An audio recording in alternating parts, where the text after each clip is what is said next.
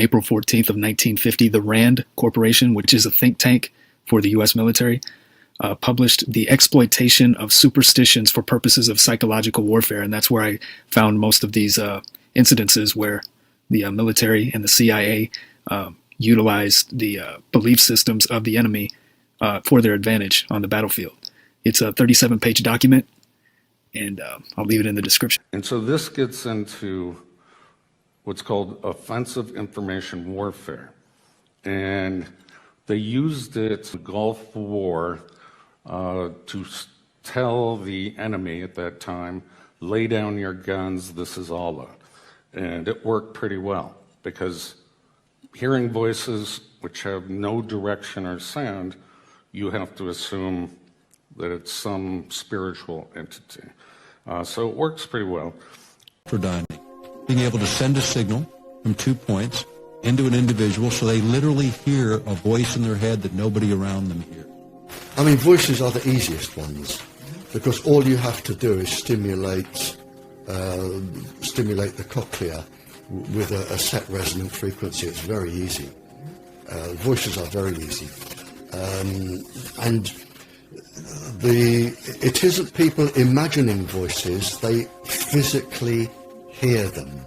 You can physically make people hear voices, certain voices, and it can be any conversation, and it can be anybody you want to hear. It can be a soft, angelic voice, it can be a god, it can be something that scares you like a devil.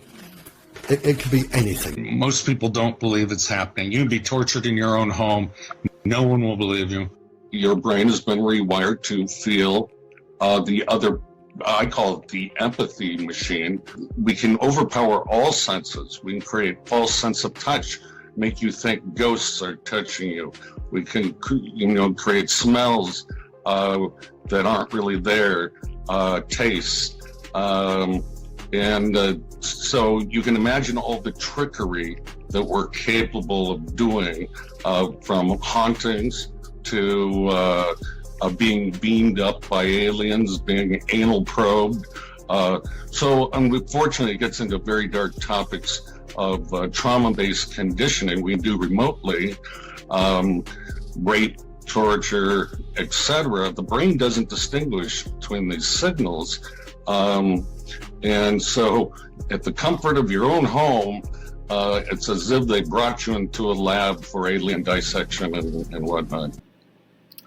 Dr. James Giordano, a neuroscientist at DARPA for over 40 plus years, says that the brain is the 21st century battle space, and that you will encounter some form of neuroscience that has been weaponized in your personal lives and professional careers.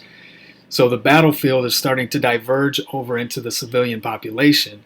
And what he's saying here is that you can expect to be mind-fucked in the 21st century using these weapons. Mind hacking is far more advanced and commonly used than the average citizen might believe. The majority who have experienced an attack of this kind attribute it to an alien abduction or a haunting.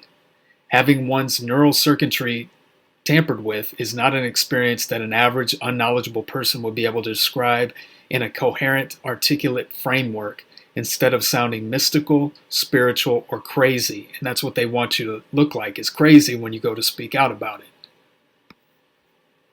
Religion is the favorite method of manipulation of all the mind-hacking scripts.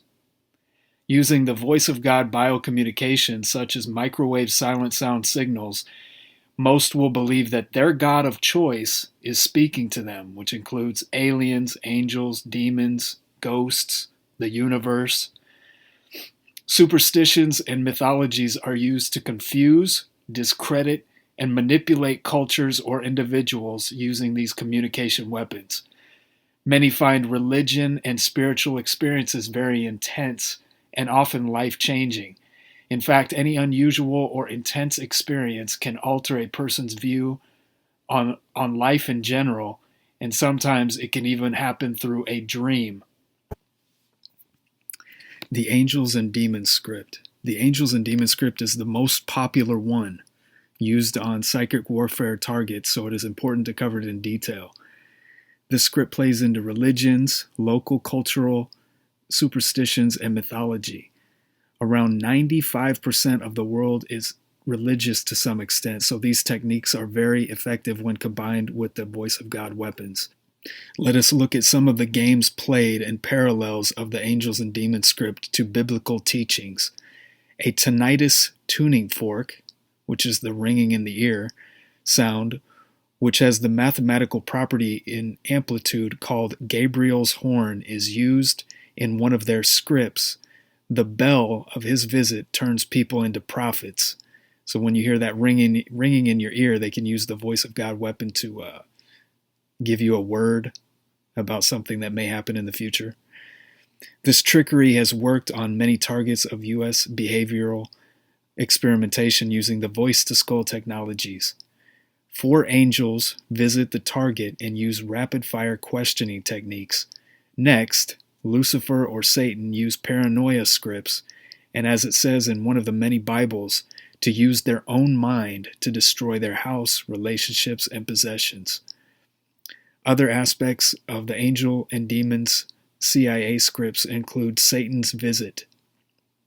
During this part of mind control is a test of understanding what the target can maintain as truth when the operators tell the target that Satan only lies. Even when the target knows this, mind control is so powerful that sometimes the lies are believed. And also, sometimes the story of Job, and we know that Job, he lost everything, including his family members, is used, and the target is told that God is testing their faith through suffering and torture. The CIA and DOD bastardized the Bibles for their trickery and human weapons effects testing. Demons, or the demon possession script. No exorcism can defeat neurological weapons unless they want you to. Basically use it as bait to drag them into a specific belief system so that they can then use that belief system against them for the rest of their life. First, while creating a programmed assassin, the operator can dilate the target's pupils, which makes a person look like a demon. The dilation occurs due to a dopamine and adrenal dump purely stimulated through neural circuits. This is the demonic possession script and gives the appearance that the person is possessed. It is used, like all the scripts, to confuse the target about the real technology and purposes. Even special effect computer spooking viruses can make the person look possessed. Historically, one of the most effective ways to manipulate and direct cultural normalization has been architected religions. While providing social order, organized religion can be a point of attack for mind hackers. The synthetic telepathy capability of biocommunication weapons allows for the control of leaders of religions. So like your pastor, he can be mind hacked and say what the elites want them to say. A country dominated by religious belief systems is very vulnerable to manipulation by other groups. All that is required is to use the voice of God V2K weapon on an uneducated target of these technologies in order to make them believe they were conversing with God or angels or demons or goblins or ghosts. Since the feeling of direct neural linking is so foreign to most people, they will attribute the experience as supernatural or to an advanced alien technology.